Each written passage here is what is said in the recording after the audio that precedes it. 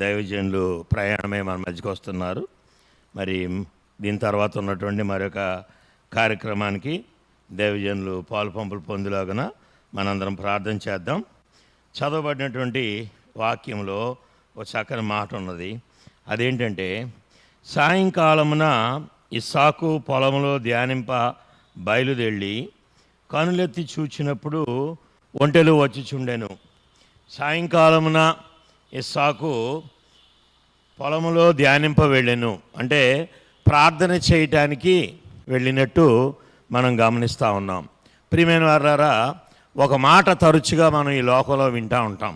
అదేంటంటే ఆల్టర్నేటివ్, అంటే ప్రత్యామ్నాయ మార్గము.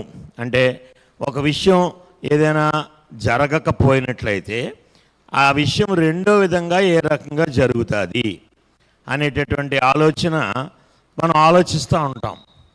ప్రతి విషయంలోని కూడా ఆ రకంగా ఆలోచిస్తూ ఉంటాం. ఎందుకంటే ఆరోగ్యం విషయంలో కూడా ఒక డాక్టర్ గారి మందు సరిగా పనిచేయకపోతే రెండో డాక్టర్ గారి దగ్గరికి వెళ్తే ప్రత్యామ్నాయ మార్గం. అదే ఇంగ్లీష్ వైద్యం సరిగా పనిచేయకపోతే హోమియోపతి వైద్యానికి వెళ్తాం.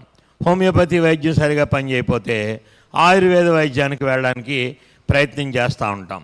ఏదో ఒక మార్గం ద్వారా ఆ యొక్క కార్యాన్ని, లేదా ఏదో ఒక మార్గం ద్వారా ఆ వచ్చినటువంటి సమస్యను, లేదా ఏదో ఒక మార్గం ద్వారా ఆ ప్రత్యామ్నాయ మార్గాన్ని ఆలోచించడానికి మనం ఎక్కువగా ఇష్టపడతా ఉంటాం. ఆ ప్రత్యామ్నాయ మార్గాల్లో ప్రయాణించి కొంతమేరకు సక్సెస్ కూడా అవడానికి అవకాశం ఉంటుంది. కానీ ప్రియులారా, కొన్ని విషయాలకైతే, లేకపోతే కొన్ని సమస్యలకైతే, లేకపోతే కొన్ని శోధనలకైతే ప్రత్యామ్నాయ మార్గం అనేది అసలు ఉండదు. ఏంటి అసలైన మార్గము అని మనం చూసినట్లయితే, ఇక్కడ ఇస్సాకు ప్రార్థన చేయడానికి సాయంకాలం మందు పొలమునకు వెళ్ళినట్టు మనం గమనించవచ్చు. ఆ ప్రార్థన దేనికోసం అంటే చదవబడి సహోదరి చదివినటువంటి వాక్యములో ఉన్నది.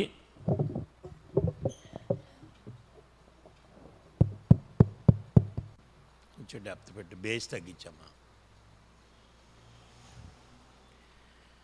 సాయంకాలమున ఇస్సాకు పొలంలో ధ్యానింప వెళ్ళినప్పుడు కనులెత్తి చూచినప్పుడు ఆ ఎలియాజరు తన యొక్క భార్యను తీసుకుని వస్తూ ఉన్నప్పుడు ఆ రెబెకా అడుగుతుంది, ఆ పొలంలో నడుచున్నటువంటి ఆ మనుషుడు ఎవరని దాసున్నాడుగా, ఇతడు నా యజమానుడని చెప్పాను. అప్పుడు ఆమె ఉసుగు వేసుకొనెను. అప్పుడు ఆ దాసుడు, ఆ ఎలియాజరు వచ్చి ఇస్సాకుతో జరిగినటువంటి విషయమంతా, తన తండ్రి పంపించినటువంటి విషయము, అక్కడ జరిగినటువంటి విషయము, రెబెకా ఎలాగైతే తన దాసుడిని భర్తగా భర్తగా స్వీకరించడానికి అంగీకరించి ఏ రకంగా వచ్చింది అనే విషయాలన్నిటినీ చెప్పినప్పుడు అక్కడ ఇస్సాకు ఏం చేస్తాడంటే, ఇస్సాకు తల్లి అయిన శారా గుడారంలోనికి ఆమెను తీసుకొని పోయెను. అట్లు అతడు రెబెకాను పరిగ్రహింపగా ఆమె అతనికి భార్య అయిను. అతడు ఆమెను ప్రేమించెను. ఇస్సాకు ధ్యాన సమయము సాయంత్రము తన ప్రతిరోజు సాయంకాలము ధ్యానించడానికి వెళ్ళేటటువంటి సందర్భం ఏంటంటే, ఇక్కడ తన భార్య కోసం ప్రార్థన చేస్తూ ఉన్నాడు. తనకు రాబోయే భార్య కోసం, తనకు కాబోయే భార్య కోసం, తనకు ఏ అమ్మాయి అయితే భార్యగా రావాలో అటువంటి దేవుని చిత్తం కోసం ఇస్సాకు ప్రార్థన చేస్తూ ఉన్నాడు. మొట్టమొదట ఇస్సాకు చేసినటువంటి ప్రార్థన భార్య కోసం. రెండవ ప్రార్థన కూడా చేశాడు ఇస్సాకు. రెండవ ప్రార్థన కూడా ఇస్సాకు చేసినట్లు మనం గమనించవచ్చు. ప్రియులారా, చూద్దాం. రెండవ ప్రార్థన కూడా ఇస్సాకు చేశాడు.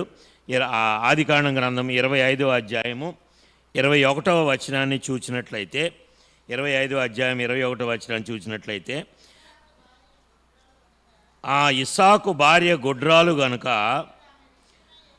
అతడు ఆమె విషయమై యెహోవాను వేడుకొనెను. యెహోవా అతని ప్రార్థన వినెను గనుక అతని భార్య అయిన రెబెకా గర్భవతి ఆయను. చాలమ్మా, రెండవ ప్రార్థన ఇక్కడ ఏం గమనిస్తున్నాం అంటే, తనకు బిడ్డలు లేనప్పుడు లేదా భార్య గొడ్రాలుగా ఉన్నప్పుడు రెండవ విషయము తన బిడ్డల కోసం ఆయన ప్రార్థన చేస్తూ ఉన్నాడు. మొట్టమొదటిగా తన భార్య కోసం ప్రార్థన చేశాడు. రెండవదిగా తన యొక్క బిడ్డల కోసము ప్రార్థన చేశాడు. అయితే ప్రియమైన వాళ్ళారా, ఎందుకండి ఈ భార్య కోసం బిడ్డల కోసం ప్రార్థన చేస్తున్నాడు అంటే చేశాడు అని ఆ విషయాలు ఎందుకండి ఇక్కడ మనకంటే, ఇస్సాకు తండ్రి అయినటువంటి అబ్రహాముకు మంచి పేరు ఉన్నది. ఏంటి చెప్పండి అది? విశ్వాసులకు తండ్రి. అటువంటి విశ్వాసులకు తండ్రి అని పేరుగాంచినటువంటి అబ్రహాము దేవుడు నీవు ఈ గ్రామం నుంచి బయలుదేరి వెళ్ళు అని చెప్పినప్పుడు ఎక్కడికి, ఎందుకు, ఏమిటి, ఎలాగా అనేటువంటి ప్రశ్నలు కూడా అడగకుండా తనకున్న సమస్తమును కూడా తీసుకుని బయలుదేరినటువంటి అబ్రహాము లాంటి విశ్వాసి కూడా కొన్ని ప్రత్యామ్నాయ మార్గాల ద్వారా ప్రయాణం చేశాడు. అతనికి బిడ్డలు లేనప్పుడు, అతనికి ఆశీర్వాదాలు లేనప్పుడు, అతనికి ఆశీర్వాదాలు ఆలస్యం అవుతున్నప్పుడు అతను కొన్ని ప్రత్యామ్నాయ మార్గాల ద్వారా ప్రయాణం చేశాడు. ఏ రకంగా చేశాడు చూద్దామండి ఒకసారి. ఆదికాండం గ్రంథము 16వ అధ్యాయము 3వ వచనాన్ని చూసినట్లయితే, ఆదికాండం గ్రంథము 16వ అధ్యాయము 3వ వచనాన్ని చూసినట్లయితే రెండు చివర చూద్దామండి. ఒకవేళ ఆమె వలన నాకు సంతానము కలగవచ్చునని అబ్రాహాముతో చెప్పాను. అబ్రాహాము శారాయి మాట వినేను. అబ్రహాము శారాయి మాట వినేశాడు. విని తన దాసి అయినటువంటి హాగరుతోటి సంతానం కోసము ప్రయత్నం చేశాడు. ఆ ఫలితం ఇప్పటికీ కూడా మనం ఈ లోకంలో అనుభవిస్తున్నాం.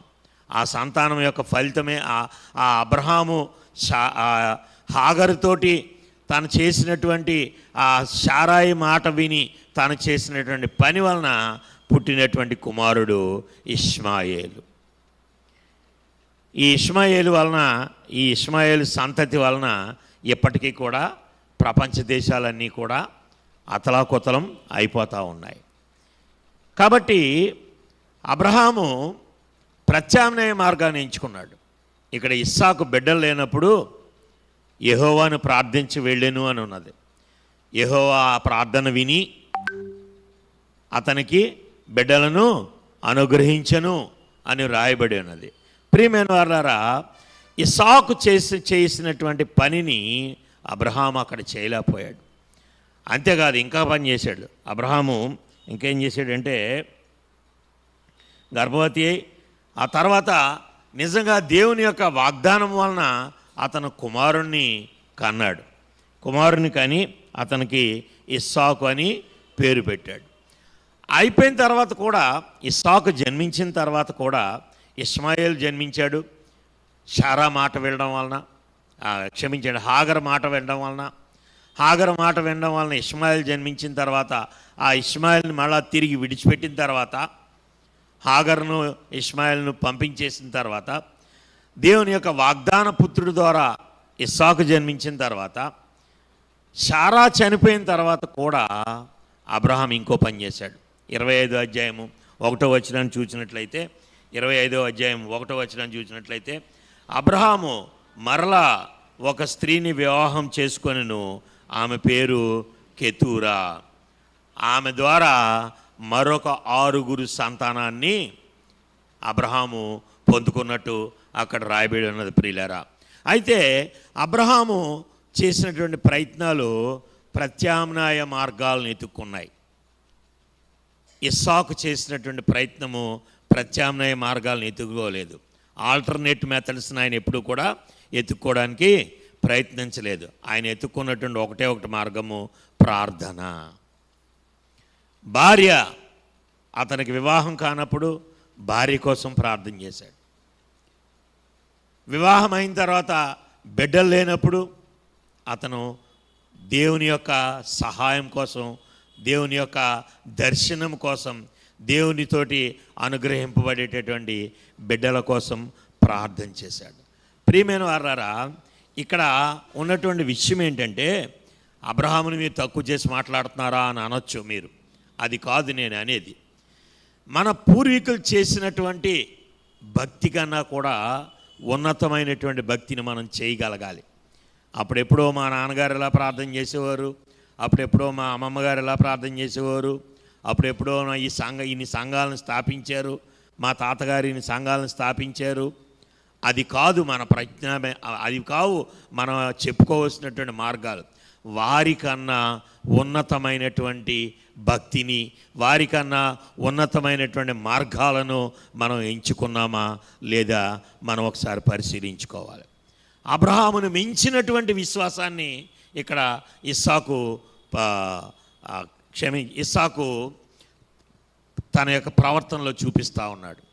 అబ్రహాము బిడ్డలు లేనప్పుడు భార్య మాట విన్నాడు.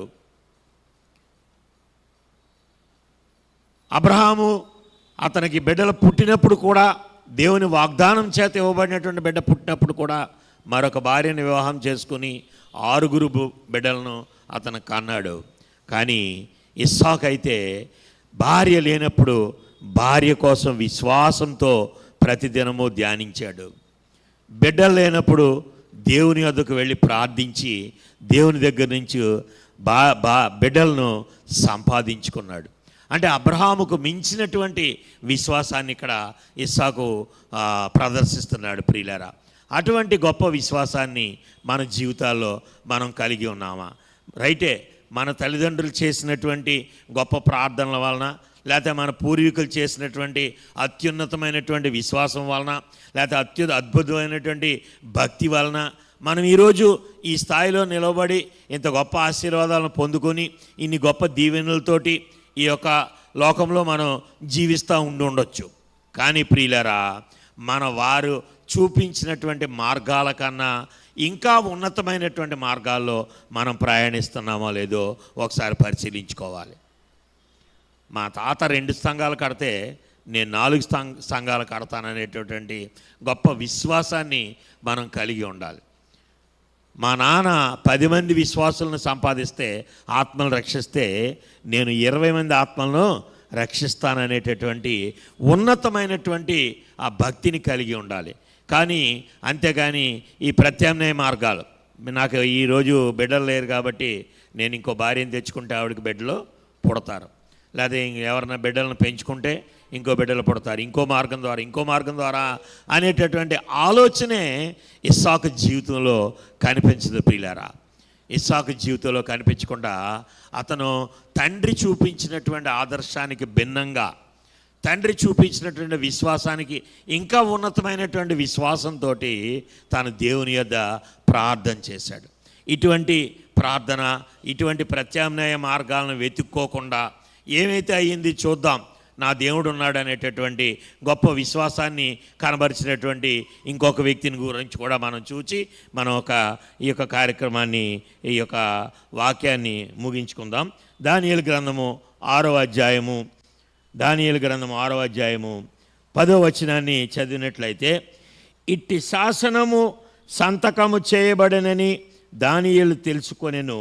అతడు తన ఇంటికి వెళ్ళి యథాప్రకారము అనుదినము 3 మోకాళ్ళుని తన ఇంటి పై గది కిటికీలు యెరూషలేము తట్టునకు తెరవబడి ఉండగా తన దేవునికి ప్రార్థన చేయుచు ఆయనను స్తుతించెను.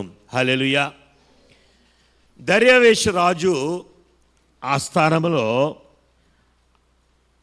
125 మంది అధిపతులని నియమించడానికి ఆయనకు ఇష్టమైంది.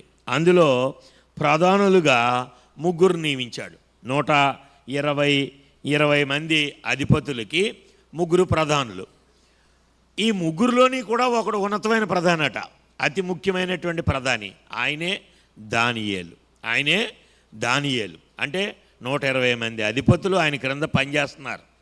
అంటే 120 మంది ఆఫీసర్స్, 120 మంది నాయకులు ఆయన క్రింద పనిచేస్తున్నారు. అంటే ఇంచుమించు రాజుగారితోటి, దర్యావేషు రాజుతోటి ఇంచుమించు సరి సమానమైనటువంటి వ్యక్తి. అటువంటి వ్యక్తిని ఎలాగైనా పట్టుకోవాలి, చేజిక్కించుకోవాలనేటటువంటి ఉద్దేశంతో కేవలము ఇది దానియేలుని చేజిక్కించుకోవటానికి ఉద్దేశింపబడినటువంటి ఒక శాసనము, రాజశాసనము. ఆ శాసనంలో ఏమన్నదంటే 30 రోజుల పాటు ఒక మనిషికి కానీ, ఒక దేవుడికి కానీ, ఒక నాయకుడికి కానీ ఎవరికి కూడా మన యొక్క విజ్ఞాపనలను తెలియజేసుకోకూడదట. 30 రోజుల పాటు, అంటే నెల రోజుల పాటు మనకేం అవసరం వచ్చినా, మన యొక్క ఆవశ్యకతలు ఏమున్నా, మన ప్రార్థనలు ఏమున్నా, మన వేడుకోళ్ళు ఏమున్నా ఎవరితో చెప్పుకోవాలండి?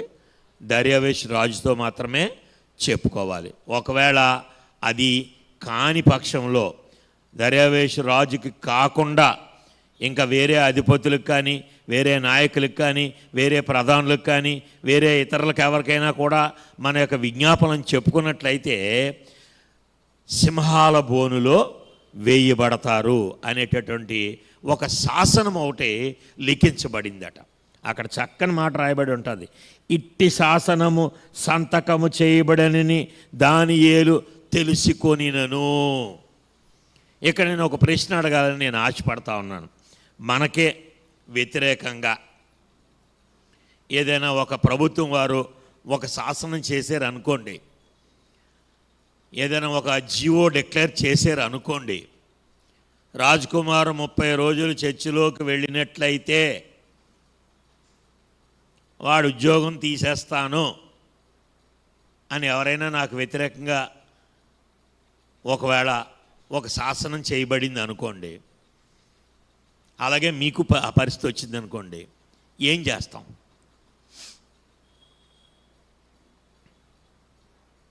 ఏం చేస్తాం? చర్చి మానేస్తాం. మా గ్రేసకి చెప్పింది చర్చి మానేస్తానని. నేనేం చేస్తానంటే ఆ శాసనం ఎవడిచ్చాడో చూస్తాను, ఆడికన్నా పయ్యోడి దగ్గరికి వెళ్తాను. అంటే ఆడు మాట వీడు వింటాడు కదా, వీడి క్రిందోడు కదా. శాసనం ఇచ్చినోడు తక్కువ స్థాయివాడు. నేను ఆడికన్నా వీలైతే ఆడికన్నా పయ్యోడి దగ్గరికి వెళ్ళి ఆడి నుంచి రికమెండేషన్ చేయించుకుంటాను.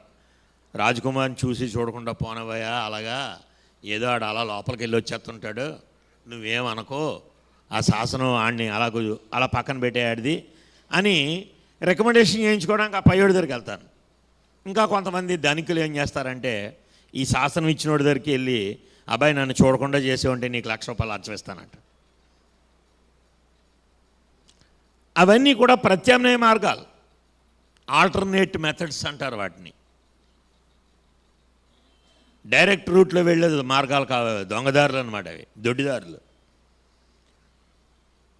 ఈ రకమైనటువంటి ప్రత్యామ్నాయ మార్గాలు ఆలోచిస్తూ ఉంటాం. కానీ దానియేలు మాత్రం ఆ రకంగా చేయలేదు. దానియేలు ఏం చేశాడంటే, తెలుసు అతనికి ఇట్టి శాసనము సంతకము చేయబడినని దానియేలు తెలిసినను అతడు తన ఇంటికి వెళ్ళి యథాప్రకారము అనుదినము ముమ్మారు మోకాళ్ళుని, యథాప్రకారం అంటే ఎప్పుడు చేసేటట్టే, అయ్యో నిన్నే శాసనం అయింది కాబట్టి ఇవాళ చేయడం మానేద్దాం, లేదా మొన్నటి వరకు చేశాను కదా ఇవాళ మానేద్దాం అని లేదు. It's a regular time period అతనికి, అంతే. టైమ్లీ ప్రేయర్ హ్యాబిట్, ముమ్మారు. మళ్ళా కొంతమంది ఏం చేస్తామంటే దొంగచాటుగా వస్తూ ఉంటాం. తలుపులన్నీ సత్యబాబుతో చెప్పి 4 తలుపులు 6 తలుపులు మొత్తం 8 తలుపులు వేయించేసి పాసం గారి ఇంటి ముందు గుమ్మలోంచి వెనకాల నుంచి వచ్చేసి ఇక్కడ ప్రార్థన చేసుకుని పారిపోతుంటాం. అది కూడా ప్రత్యామ్నాయమే కదా, ఎవరు చూడరు కదా, నేను పబ్లిక్గా రాను కదా. కానీ దానియేలు ఏం చేశాడట, అతని ఇంటి కిటికీ ద్వారాలు యెరూషలేము తట్టు తెరిచి, అంటే పబ్లిక్గా తెరిచాడట. నేను ప్రార్థన చేసుకుంటున్నాను, నా దేవాది దేవుడికి ప్రార్థన చేసుకుంటున్నాను, మీరు ఏం చేస్తారో చేసుకోండి అని జనాలను రెచ్చగొట్టడం అన్నమాట. అది అంతే కదండి, మీరేం చేస్తారో చేసుకోండి, నేను నా దేవుని యొక్క ప్రార్థన నేను మానను అని ప్రత్యామ్నాయ మార్గాలు ఆలోచించకుండా దానియేలు ప్రార్థనా జీవితాన్ని ఆశ్రయించాడు. అక్కడ ఇస్సాకు భార్య దొరకనంతసేపు ప్రార్థనా జీవితాన్ని ఆశ్రయించాడు భార్య కోసం. బిడ్డలు పుట్టనప్పుడు ప్రార్థనా జీవితాన్ని ఆశ్రయించాడు. ఇక్కడ దానియేలు అతనికి వ్యతిరేకంగా శాసనము సంతకం చేయబడిన కూడా ఆల్టర్నేట్ మెథడ్స్, ప్రత్యామ్నాయ మార్గాలు, దొంగదారులు, దొడ్డిదారులు వెతకకుండా ప్రార్థనే మా మార్గం, ప్రార్థనే మా శక్తి, ప్రార్థనే మా విజయం, దానిలోనే మేము ప్రయాణం చేస్తాం, ఏం చేస్తారో చేసుకోండి అని విజయం సాధించారు. అక్కడ ఇస్సాకు జై జీవితం పొందుకున్నాడు. ఇస్సాకు ఒక కొన్ని వంశాలకు, ఇశ్రాయేల్ జనాంగం అంతటికి కూడా మూల పురుషుడిగా నిలబడ్డాడు. ఇక్కడ దానియేలు దర్యావేషు అనేటటువంటి రాజు ఇచ్చినటువంటి శాసనాన్నే మార్చగలిగినటువంటి గొప్ప శక్తిమంతుడిగా నిలబడగలిగాడు. అటువంటి శక్తి వారికి ఎక్కడి నుంచి వచ్చిందంటే, వారు ప్రత్యామ్నాయ మార్గాలు ఎత్తుక్కోలేదు, దొంగదారులు ఎత్తుక్కోలేదు, దొడ్డిదారులు ఎత్తుక్కోలేదు, వారు ప్రార్థననే ఆశ్రయించారు. కాబట్టి ప్రియులారా, మన జీవితాల్లో ఎన్ని విపత్కర పరిస్థితులు ఎదురైనో, మన జీవితాల్లో ఎన్ని లోట్లు ఎదురైనో, మన జీవితాల్లో ఎన్ని అపజయాలు ఎదురైనో, మన జీవితాల్లో ఎన్ని ఆటంకాలు ఎదురైనో, మనం నమ్ముకోవాల్సింది కేవలము ప్రార్థనే, ప్రార్థనే, ప్రార్థనే. ప్రార్థనకు వేరే ప్రత్యామ్నాయ మార్గము లేదు. ప్రార్థనకు బైపాస్ రోడ్డు లేదు. ప్రార్థనకు బైపాస్ రోడ్డు అంటే, బైపాస్ రోడ్డు చూస్తే వేస్తుంటారు చూసారా, బైపాస్ సర్జరీ చేస్తుంటారు. బైపాస్ సర్జరీ అంటే గుండెకు ఆపరేషన్ చేయాలంటే గుండెని పక్కకు తప్పించి పక్కదారిలో చేస్తుంటారు, అది బైపాస్ సర్జరీ అంటే. అలాగే బైపాస్ రోడ్ చేస్తుంటారు. మనం వీళ్ళ టౌన్లోకి రావక్కర్లేదు, టౌన్ బైపాస్ చేసుకుంటూ పోవచ్చు పక్క నుంచి. అవన్నీ కూడా రహదారులు బాగుంటే బాగుండొచ్చు, కానీ మనం ప్రయాణించవలసినటువంటి మార్గం మాత్రం ఇక్కడ ప్రార్థనే. ప్రార్థనకు ఆల్టర్నేట్ మెథడ్స్ అంటా ఏం ఉండవు. కాబట్టి ప్రార్థనను మన జీవితాల్లో ఆశ్రయిద్దాం.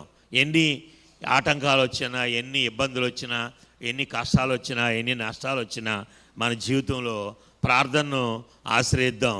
మరి ఒకానొక దినాన్న ఆ ఇస్సాకు పొందినటువంటి ఆశీర్వాదాలు, ఇస్సాకు పొందినటువంటి గొప్ప శీలవతి అనేటువంటి భార్య, ఇస్సాకు పొందినటువంటి ఆ కుమారులు, వారి ద్వారా అభివృద్ధి చెందినటువంటి దీవింపబడినటువంటి జనాంగాలు, మరి దర్యావేషు రాజు యొక్క శాసనాన్నే మార్చి అక్కడ యొక్క ప్రజల జీవనగతులనే మార్చినటువంటి దానియేలు యొక్క ప్రార్థన, అటువంటి ప్రార్థన మనం ఆశ్రయిద్దాం. ఆ గొప్ప దీవెనలు, ఇస్సాకు పొందినటువంటి దీవెనలు, దానియేలు పొందినటువంటి దీవెనలు, వారు పొందినటువంటి విశ్వాసం, వారిలో ఉన్నటువంటి స్థిరత్వాన్ని మన జీవితాల్లో కూడా పొందుకుందాం. మరి దేవుడు ఇటు కృప మనందరికీ అనుగ్రహించునుగాక. ఆమెన్. మరి కొద్ది నిమిషాలు